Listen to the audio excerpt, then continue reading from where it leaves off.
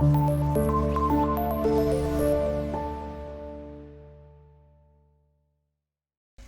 वालेकुम students, welcome to इनकी दुनिया। स्टूडेंट्स, आज की इस वीडियो में हम chapter number 1 light in the night का जो रिमेनिंग टेक्स्ट था उसको आज रीड आउट करेंगे और साथ उसके मीनिंग्स भी मैं आपको एक्सप्लेन करूंगी। तो स्टार्ट करते हैं आज की वीडियो। अपनी बुक्स ओपन कीजिए, पेज नंबर 10 पर हमारे पास जो इसी चैप्टर का लास्ट जो है जो ये लास्ट चैप्टर की कुछ लाइंस हैं, यहाँ पे कुछ पैराग्राफ्स दिए हैं, यहाँ पे 2 पैराग्राफ्स हैं पेज नंबर 10 पर। आज उसकी रीडिंग करेंगे।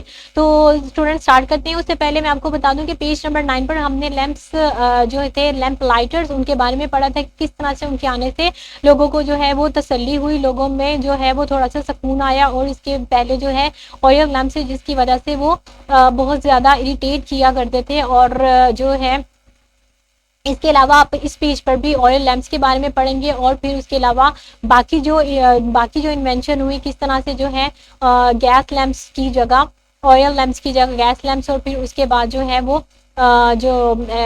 बिजली से चलने वाले जो इलेक्ट्रिकल लैंप्स है उनको इंट्रोड्यूस करवाया गया।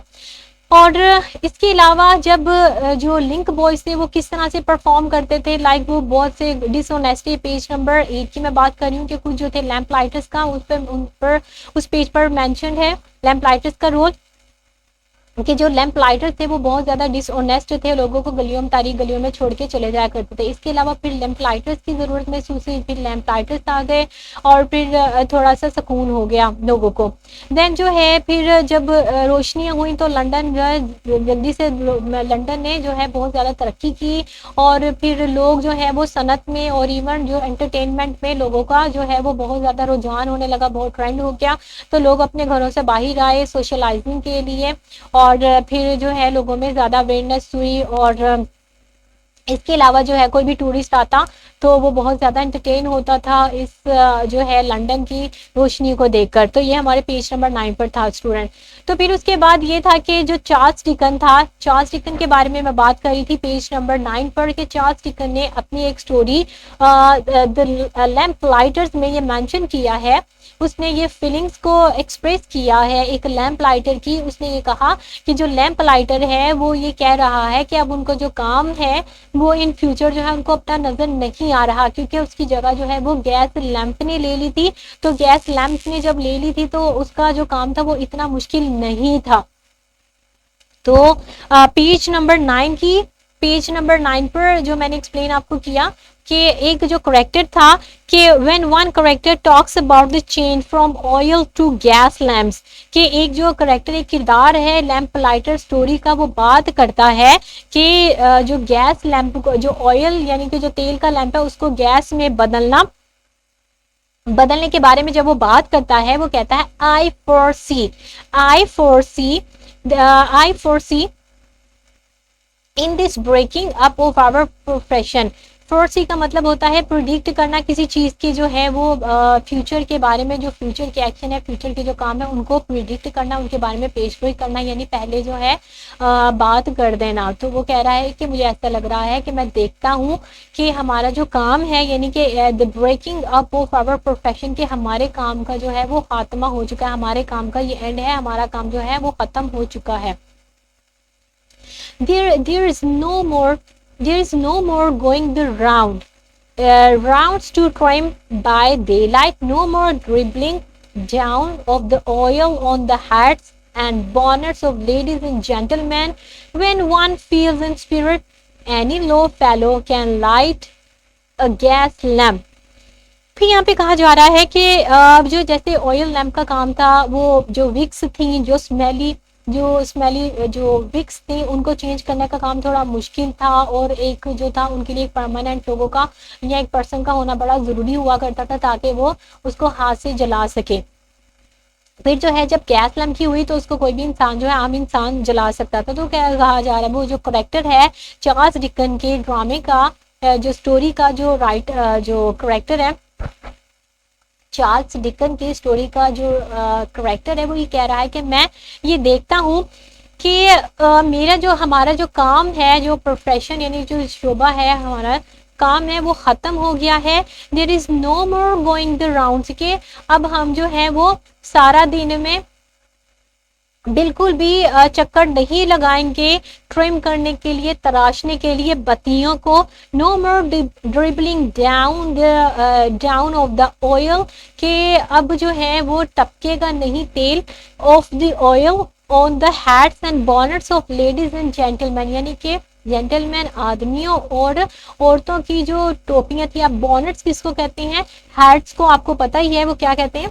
पहले तो मैं फॉर सी का मीनिंग लिखूंगी यहाँ पर। फॉर सी का मतलब होता है पेश गोई करना, किसी चीज को प्रिडिक्ट करना, पेश गोई करना, ठीक है।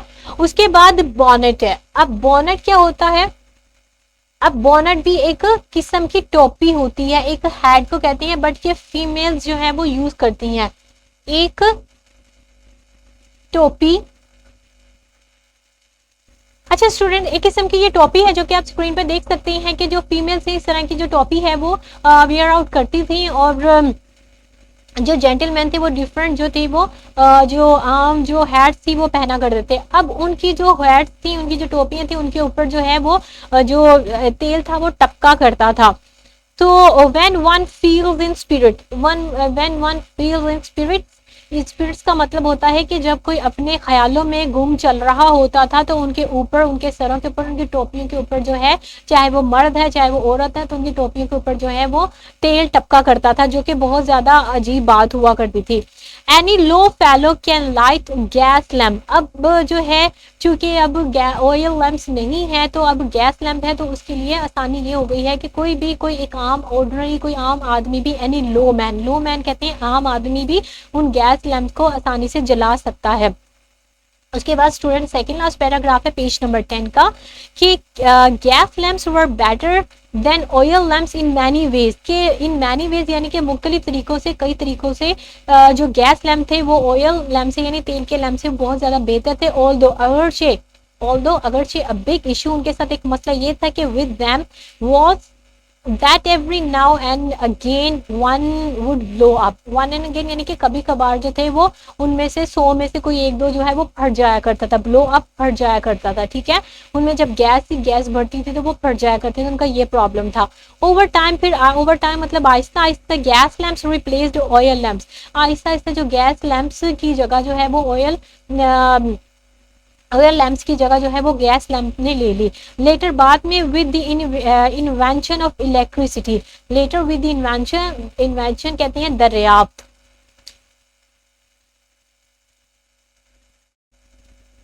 इन्वेंशन कहते हैं दरियाफ्त, यानी कि फिर जब सबसे पहले जो ऑयल लैम्प्स थे उनकी वजह से प्रॉब्लम होती थी, फिर गैस लैम्प्स थे तो गैस लैम्प्स की वजह से वो कभी कभी फट जाया करते थे, तो उसकी वजह से बहुत सी प्रॉब्लम्स हुआ करती थी। फिर जब थोड़ी सी इनोवेशन आई और थोड़ा सा लोगों ने जो है डिस्कवर किया तो बिजली का जो है वो यूज़ करना शुरू किया।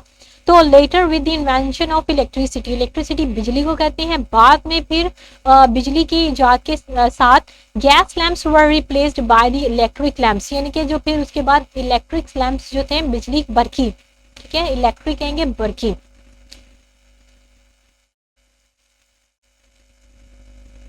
इलेक्ट्रिक बरकी यानी कि बिजली से चलने वाले लैम्प्स थे उनको इंट्रोड्यूस करवाया गया। गैस लैम्प्स वर रिप्लेस्ड बदल दिए गए बरकी लैम्प से, which now dominate modern society, dominate का मतलब होता है छाए होना, गलबा किए हुए, डोमिनेट छाया हुआ। तो यहाँ पर क्या है, हम लैम्प्स के बारे में तो छाए हुए थे, तो चूंकि विच नाउ जो कि अब छाए हुए हैं जदीद गलियों में, अब आप हर जगह पे स्ट्रीट लैम्प्स कौन से देखेंगे, इलेक्ट्रिक स्ट्रीट, जो हर गली में आप इलेक्ट्रिक स्ट्रीट लैम्प्स देखेंगे, ठीक है स्टूडेंट्स। तो हमारा लास्ट पेज नंबर 10 का जो पैराग्राफ है दैट इज टुडे आज, there are still 1500 gas lamps in London, आज जो है वो लंदन में 1500 गैस लैम्प्स हैं। 5 people are employed to operate them, अब जो है 5 लोगों को इनके जो है वो रोजगार दिया गया है, इनको टू ऑपरेट देम, इनको इस्तेमाल करने के लिए, ठीक है। टू ऑपरेट यानी इनको, इनकी क्लीनलीनेस के लिए, इनको चेंज करने के लिए, इनको बदलने के लिए, तो इनके इस्तेमाल के लिए 5 लोगों को क्या किया गया है, एम्प्लॉय यानी कि रोजगार दिया गया है। दे लाइट देम एवरी इवनिंग, अब उनको जो है वो हर शाम को रोशन करते हैं। Put them out every morning, और हर सुबह को उनको बुझाते हैं। पुट आउट का मतलब होता है बुझाना।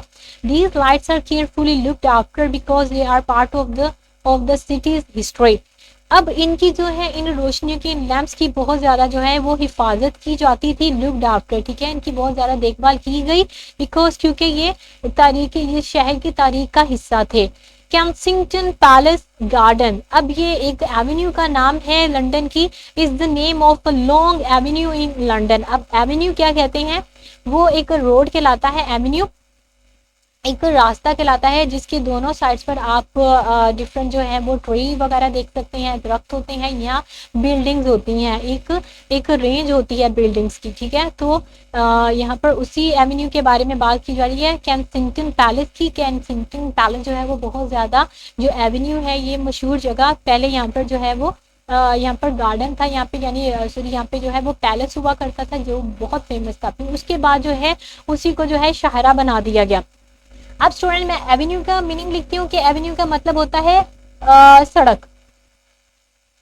अब सड़क कौन सी है, मैंने आपको बताया कि जिसकी दोनों साइड्स पर बिल्डिंग्स होती हैं, मुख्तलिफ इमारतें होती हैं, और यहाँ तो दरख्त वगैरह होते हैं। तो यहाँ मैं इसकी ट्रांसलेशन करके बता देती हूँ। Kensington palace garden is the name of a long Avenue in London, यानी कि ये कैंसिंगटन जो पैलेस गार्डन है वो नाम है एक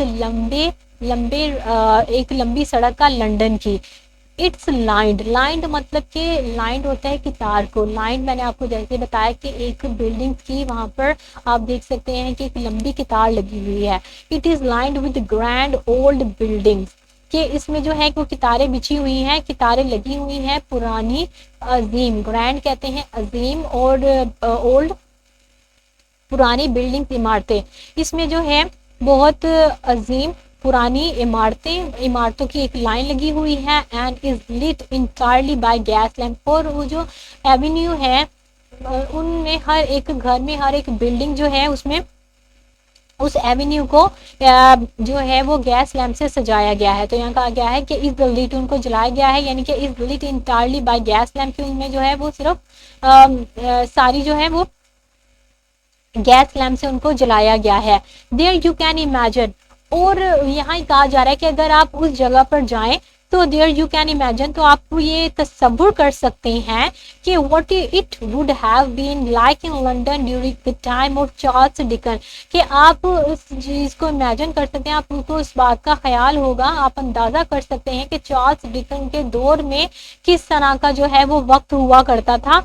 और आप जो है बहुत आसानी से अंदाज़ा लगा सकते हैं, जब आप कैंसिंगटन पैलेस में जाते हैं तो आपको आइडिया हो जाएगा कि चार्ल्स डिकन के दौर में किस तरह का वक्त था, किस तरह के वहाँ पर स्ट्रीट लैंप से किस तरह से जो थे वो रोशन किए गए थे गैस लैंप से, ठीक है स्टूडेंट।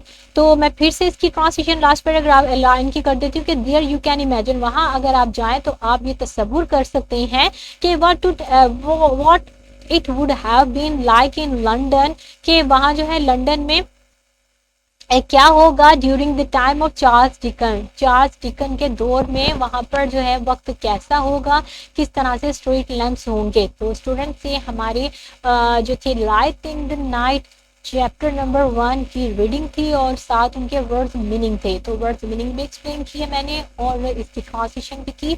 आई होप कि आपको इस जो थी इस टेक्स्ट की समझ आ गई होगी। तो स्टूडेंट अपना बहुत ज़्यादा ख्याल रखिएगा। नेक्स्ट वीडियो में हम मिलते हैं। टिल देन स्टूडेंट, अल्लाह हाफिज़।